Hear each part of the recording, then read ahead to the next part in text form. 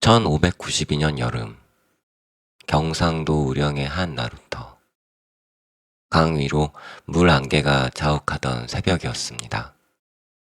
강을 건너려던 왜군 앞에 붉은 옷을 입은 사내가 백마 위에 홀로 나타납니다. 활을 든 채 조금도 서두르지 않고요. 그 붉은 옷은 안개 속에서 유난히 또렷했습니다. 겁에 질려 도망만 치던 관군과는 전혀 딴판이었죠. 왜군은 술렁이었습니다. 광군은 이미 흩어졌고 고을 수령들도 성을 버리고 달아난 뒤였으니까요. 그런데 더 이상한 일이 벌어집니다. 방금 강가에 있던 붉은 장수가 잠시 뒤엔 엉뚱한 곳에서 또 나타나는 것이었습니다. 하나인가 싶으면 둘이고 둘인가 싶으면 셋이었지요. 왜군의 등줄기에 서늘한 기운이 스쳤습니다. 사람들은 그를 하늘이 내린 장수라 불렀습니다. 훗날에는 그가 늙어 신선이 되어 호련히 사라졌다는 이야기까지 전해집니다. 벼슬도 마다하고 강가에서 낚시나 하던 선비가 어떻게 나라에서 가장 먼저 일어선 장수가 되었을까요? 오늘은 그 붉은 옷의 사내 홍의 장군 곽재우의 이야기입니다. 곽재우는 1552년 의령의 넉넉한 집안에서 태어났습니다. 어려서부터 사냥과 활쏘기를 즐겨 몸이 날래고 담대했으며 병법과 지리에도 밝았다고 하지요. 분만 쥔 선비가 아니라 언제든 말에 오를 수 있는 사람이었습니다. 야사 하나가 전합니다. 갓난아기였던 그를 집안 사정으로 산속 호랑이 앞에 둘 수밖에 없었는데 사나운 호랑이가 아이를 해치기는커녕 곁을 지켜 보호했다는 이야기죠. 사실로 보긴 어렵지만 사람들이 그를 얼마나 특별하게 여겼는지 잘 보여주고 있습니다. 자라서 그는 대학자 남명 조식의 문화에 들었습니다. 칼과 방울을 차고 다니며 임금 앞에서도 직언을 서슴지 않던 대쪽 같은 스승이었죠.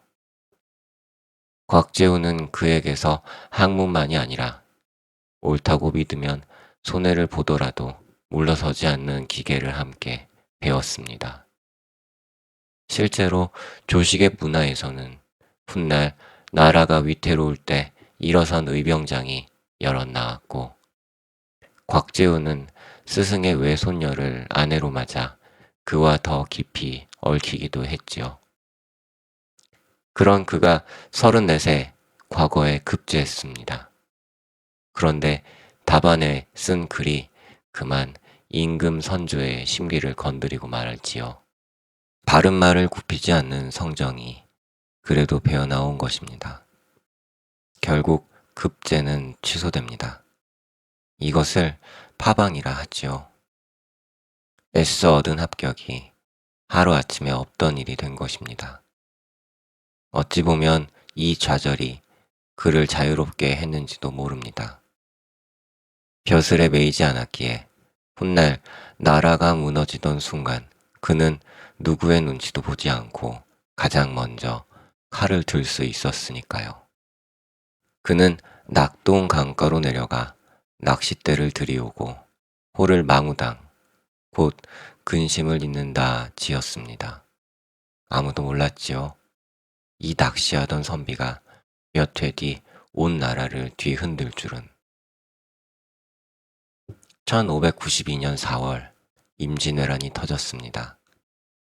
왜군은 파죽지세로 북상했고 광군은 맞서는 곳마다 무너졌습니다. 백성을 지켜야 할 수령들마저 앞다투어 달아났지요. 바로 그때 강가에 그 선비가 일어섰습니다. 곽재우는 집 재산을 몽땅 털었습니다. 곡간을 열어 곡식을 풀고 사람을 모으고 무기를 마련했지요. 누가 시킨 것도 벼슬이 있어 나선 것도 아니었습니다. 전란이 터진 뒤 전국에서 가장 먼저 일어선 의병이 바로 그였습니다. 처음부터 순탄하진 않았습니다. 관아 창고까지 열어 사람들을 먹이자 일부는 그를 나라 재물을 턴 도적이라 손가락질했지요. 벼슬 없는 자가 곳간을 여는 것은 목이 달아날 수도 있는 일이었으니까요. 그래도 그는 물러서지 않았습니다. 지금 필요한 건 격식이 아니라 싸울 사람이라는 걸 그는 잘 알고 있었습니다. 굶주리던 백성들이 그의 깃발 아래로 모여들었습니다. 그 속엔 글 읽던 선비도, 쟁기 잡던 농부도, 사냥꾼도 있었지요. 그들을 하나로 묶은 건 대단한 명분이 아니었습니다. 내 식구가 죽어나가는 걸 더는 두고 볼 수 없다는 그 단순하고 절박한 마음이었죠. 그는 붉은 옷을 입고 스스로를 하늘이 내린 붉은 장수, 천강 홍의 장군이라 칭했습니다. 멀리서도 한눈에 보이는 그 색으로 아군에게 용기를, 적에게는 두려움을 주려던 것이지요. 이 붉은 옷을 두고 설화도 전하고 있습니다. 그 옷을 부인이 고을 여인들의 정성을 모아 한 땀 한 땀 지었고 입으면 총알도 비켜간다는 이야기입니다. 부인에 얽힌 이야기는 더 있습니다. 문헌설화에서는 부인이 이 난리를 미리 내다보고 노비와 소, 곡식을 알뜰히 굴려 전쟁 물자를 조용히 갖춰두었다고 합니다. 곽재우가 그토록 빨리 군사를 일으킬 수 있었던 게 실은 부인의 준비 덕이었다는 것이지요. 그의 이름을 조선 전체에 알린 싸움이 정암진 전투였습니다. 정암진은 왜군이 남강을 건너 전라도 곡창지대로 나아가는 길목이었습니다. 이 길이 뚫리면 나라의 식량 창고가 통째로 넘어갈 판이었지요. 그런데 곽재우의 의병은 수도 적고 훈련된 군대도 아니었습니다. 정면으로는 승산이 없었습니다. 그래서 그는 머리를 씁니다. 그 강가는 늪이 많아 왜군은 미리 사람을 보내 안전하게 디딜 길목마다 나무 편말을 꽂아두었습니다. 곽재우는 이 점을 놓치지 않았죠. 한밤중에 몰래 그 편말들을 뽑아 되레 깊은 수렁 쪽으로 옮겨 꽂아두었습니다. 날이 밝으면 왜군은 그 표시만 믿고 진창으로 걸어 들어올 참이었죠. 여기에 더해 힘센 장사 연암은 명에게 자기와 똑같은 붉은 옷을 입히고 똑같은 백마에 태워 늪지 곳곳에 숨겨두었습니다. 정작 자신은 홀로 적 앞에 나서 미끼가 되었지요. 왜군이 그를 잡겠다고 늪지로 깊이 따라 들어오자 곽재우가 화살 하나를 쏘아 신호를 보냅니다. 그 순간 사방에서 똑같은 붉은 장수들이 한꺼번에 튀어나왔습니다. 왜군은 그대로 혼란에 빠졌지요. 분명 하나였던 붉은 장수가 여럿이었으니까요. 게다가 발밑은 옮겨진 편말이 이끈 질척한 수렁이라 몸도 마음대로 놀릴 수 없었습니다. 그때 숲에 숨겨둔 새내들이 일제히 불을 뿜었습니다.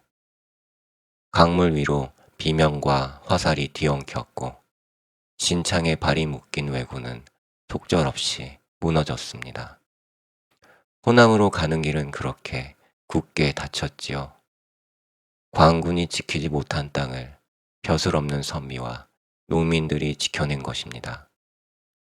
곽재우라는 이름 석자가 무너지던 조선에 처음으로 싸우면 이길 수 있다는 믿음을 돌려준 순간이었습니다. 왜군에게 그 붉은 옷은 이제 재앙의 빛깔이었고 조선 백성에게는 희망의 빛깔이었습니다. 정암진 전투 이후 곽지우는 그야말로 신출귀몰이었습니다. 수십 명이던 의병은 어느새 2,000명에 이르렀지요. 산자락에 숨었다가 왜군이 방심하면 번개처럼 나타나 치고 빠졌습니다.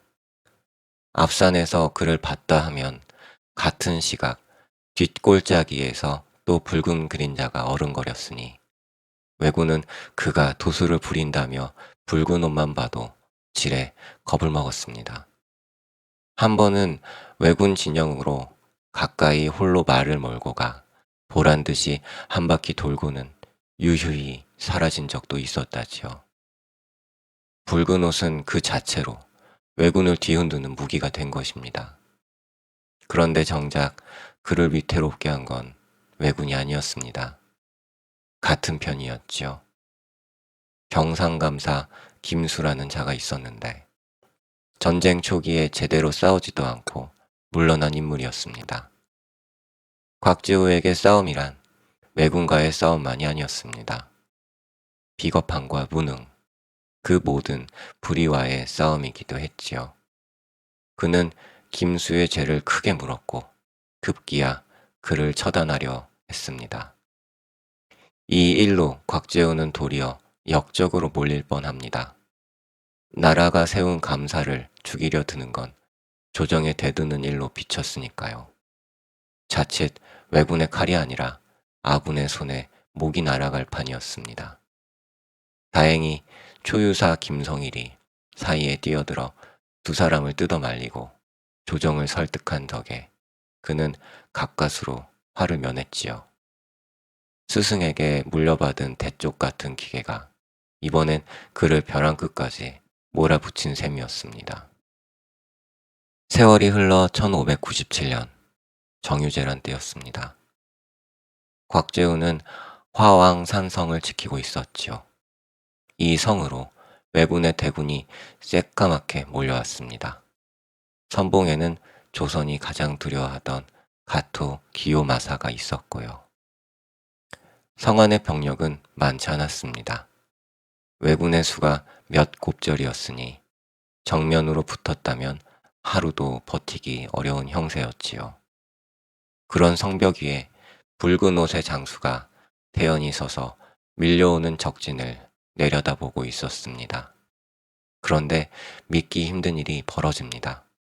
전하는 이야기에 따르면 가토는 산성을 한참 살펴본 뒤 이 성을 지키는 자가 누구냐 물었고 곽재우라는 답을 듣자 공격을 접고 그대로 군사를 돌렸다고 합니다. 칼 한 번 부딪히지 않고 수만 대군이 발길을 돌린 것입니다. 붉은 옷의 장수라는 이름 석자가 이미 그만한 무게가 있었던 것이죠. 돌이켜보면 이것이 곽재우의 진면목이었습니다. 그는 무작정 부딪히는 사람이 아니라 적은 힘으로 어떻게 큰 적을 멈춰 세울지 늘 궁리하는 사람이었죠. 붉은 옷도 똑같이 차려입힌 가짜 장수들도 텅 빈 산성을 지키는 배짱도 모두 그 궁리에서 나온 것이었습니다. 전란이 끝나자 나라는 이 영웅에게 여러 벼슬을 내렸습니다. 그러나 곽재우는 대부분 사양했습니다.